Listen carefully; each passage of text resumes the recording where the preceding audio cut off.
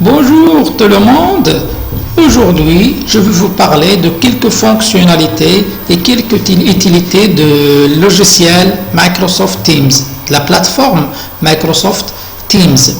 Alors l'interface, comme vous voyez, le symbole de l'application c'est celui-là. Pour se connecter à la plateforme, il faut d'abord avoir un mot de passe et un email et un mot de passe. Voilà, Teams, je clique ou bien je tape teams.microsoft.com dans la barre d'adresse, je valide par OK. À un moment donné, il me donnera moi déjà, je suis déjà inscrit, alors il me demande juste le mot de passe. Alors j'entre mon mot de passe. Voilà.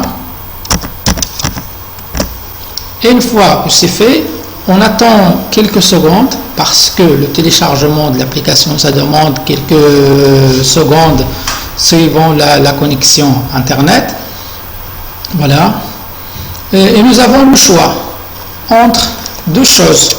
Nous avons le choix entre l'utilisation de la plateforme directement sur le navigateur, comme mon cas. Sinon, on peut bien télécharger l'application à partir de ce bouton-là. Vous allez voir le bouton qui est au coin inférieur gauche de notre écran. On peut télécharger l'application. Une fois que l'application est téléchargée, elle sera comme ce, voilà, elle sera installée sur notre bureau. On n'est pas obligé de passer par le navigateur une prochaine fois. Moi, je préfère d'utiliser le navigateur parce que c'est simple et c'est riche. Donc, voilà. Pour l'interface de notre plateforme, je commence à gauche. Activités. Ça veut dire tous les messages ou bien toutes les activités qui ont été passées sur la plateforme que vous avez fait avec les collègues ou bien avec les élèves ou bien les membres d'équipe. Les conversations, la même chose. Les conversations, c'est les conversations qui ont lieu sur la plateforme. L'équipe, c'est pour voir les membres, les classes. Je clique deux fois. Voilà. Pour moi, j'ai par exemple 4 équipes des élèves et une équipe de l'administration. Devoirs, parfois, on donne ou bien on planifie des devoirs pour les classes.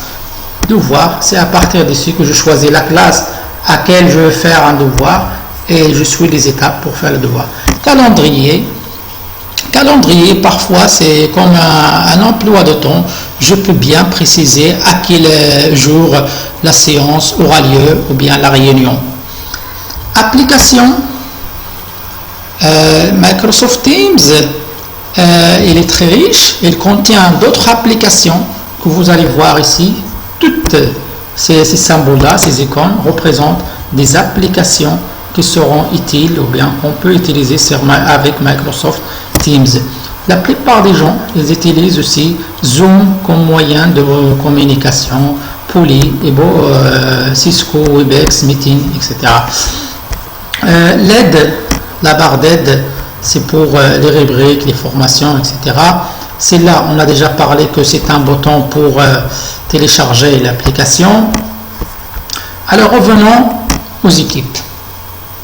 Donc, une fois que je clique sur n'importe quelle équipe, je clique par exemple sur celle-là, je parle cette fois de cette fameux outil qui est très importante. Alors, une chose qui est spéciale ici, je peux à n'importe quel moment adresser un message à l'un des membres d'équipe sans que les autres le reçoivent. Je peux juste écrire le arrobas suivi par le nom de la personne. Vous allez voir que ça sort automatiquement les noms de la personne de mon équipe. Je peux choisir le nom que je veux.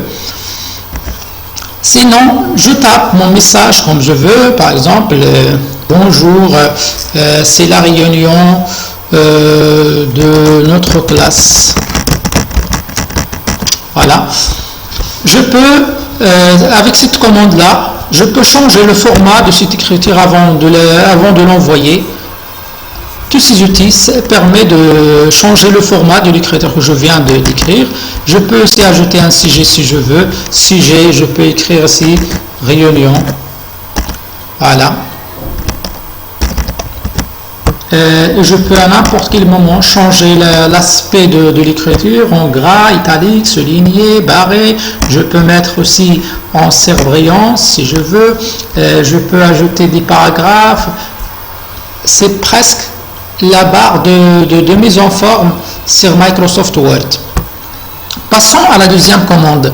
Celle-là permet de joindre un fichier à notre message. Je peux à n'importe quel moment joindre un fichier, soit en utilisant les fichiers que j'ai déjà qui ne vit jamais sur Teams. Je clique ici pour voir les canaux, c'est-à-dire les fichiers qui ont été déjà placés sur Teams. Sinon, OneDrive, c'est les fichiers que j'ai téléchargés sur OneDrive. Sinon, je peux charger à partir de mon ordinateur. Je clique par exemple ici et je peux à n'importe quel moment choisir le fichier que je veux partager avec mes collègues ou bien mon équipe. Voilà, je clique juste sur ouvrir et mon message sera là et je valide par la touche qui était à droite. La troisième icône, c'est pour utiliser des émoticônes. Je peux à n'importe quel moment utiliser des émoticônes comme celle-là. Bien, voilà. Je peux aussi utiliser des images GIF. Parfois, c'est très simple. Ou bien, voilà, on les trouve que voilà. Je peux par exemple envoyer une image à n'importe quel moment. Je peux utiliser des autocollants.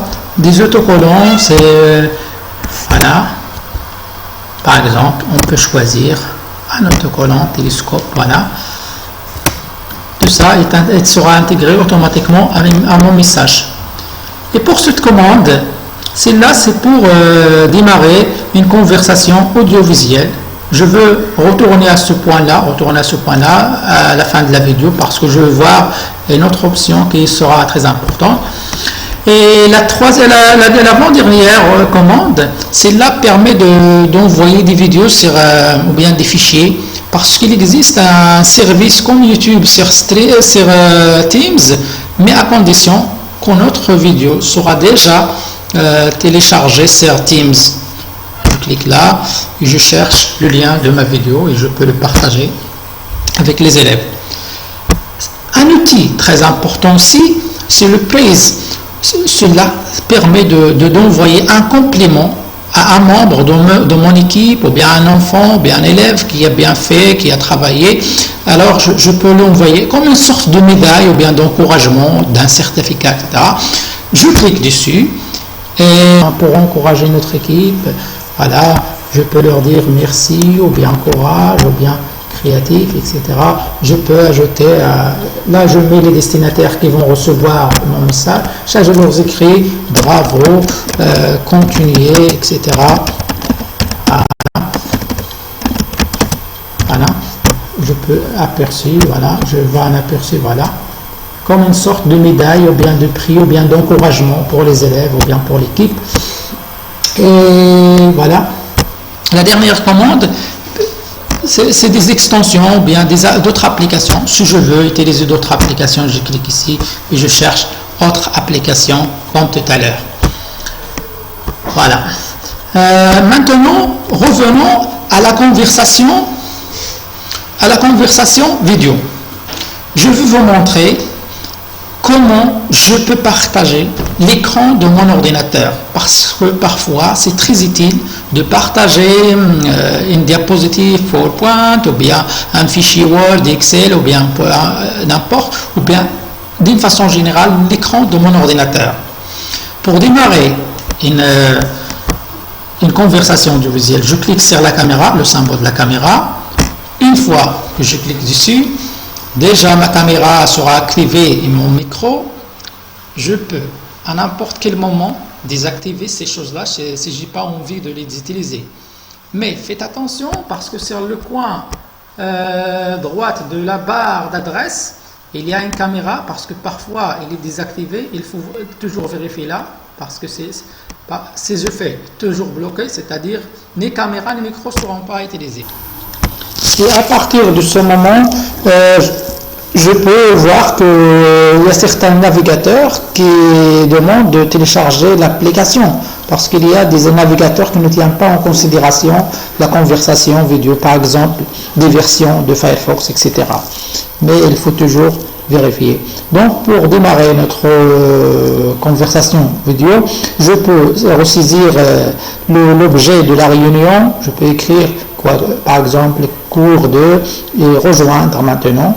Voilà, une fois que je clique dessus, je peux voir les membres de mon équipe qui seront affichés à droite. Je peux les masquer à tout moment en utilisant la commande qui est à côté du bouton raccrocher. Voilà, les membres, ils sont déjà là à droite. Je peux choisir à ce que je veux adresser le message, sinon je les masque si je veux. Et voilà, pour partager notre écran, on utilise cette commande-là. Voilà, partager. Et là, on choisit ce qu'on veut partager, la fenêtre ou bien le bureau. C'est très utile et c'est très important lorsqu'on a des diapositives. Par exemple, là, je veux choisir mon fichier que je dois partager. Voilà, j'ai un fichier Excel. Là, les élèves, ils peuvent voir en même temps, voilà, vous allez voir, ils peuvent voir en même temps ce que je partage. C'est-à-dire, ils voient l'écran de mon ordinateur au lieu de voir mon visage dans la caméra. Et voilà, je peux partager l'intégralité de mon écran. Sinon, je peux partager une fenêtre qui est ouverte, soit PowerPoint, soit Excel, soit ce que je veux, ou bien je peux partager l'onglet Chrome, c'est-à-dire ce que j'écris, ou bien ce que je fais sur le navigateur, dans mon cas Google Chrome. Voilà, revenons à l'exemple de ma fenêtre Excel. Et voilà, pour moi Excel, je choisis la fenêtre que je ouvre Excel, je partage, et après les élèves ou bien les membres de mon équipe, ils vont voir cet écran-là à la place de mon visage sur la caméra. Et bon, là, je peux leur expliquer en direct, par exemple, si le cours, il s'agit d'un cours Excel, je peux leur montrer en direct de quoi s'agit-il, ou bien je peux, par exemple, colorer des cellules, je peux intégrer des formules. Par exemple, ce que je fais là, ils peuvent le voir. Je sélectionne quelques cellules et je change la couleur. Je choisis, voilà, là, une couleur par exemple jaune, vert, bleu. Je fais ce que je veux. Les élèves ou bien les membres de mon équipe, ils voient exactement les actions qui se passent sur l'écran. Il se peut que parfois, il y aura une petite marge de synchronisation, c'est-à-dire peut-être l'écran chez eux, ils peuvent être un petit peu en retard par rapport à la vôtre, mais de toute façon, ils vont recevoir. Et à tout moment, je peux arrêter le partage de mon écran par le bouton arrêter le partage.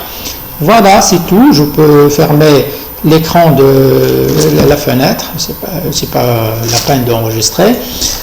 Voilà, et là, pour accrocher, je clique sur le bouton, sur l'icône rouge, voilà, vous le savez tous, et après, Microsoft Teams va me demander de valoriser l'appel, comment il est l'appel.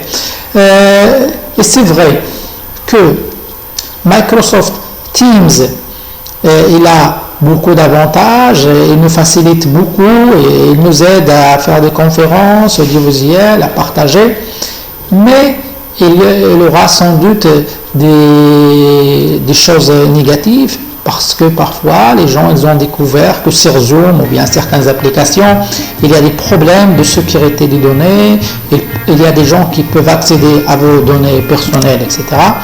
Mais ça reste quand même l'un des outils et toute technologie il aura des points négatifs et bien sûr des points positifs. Si cette vidéo vous la trouvez utile, n'hésitez pas de nous encourager par vos abonnements et merci pour votre attention.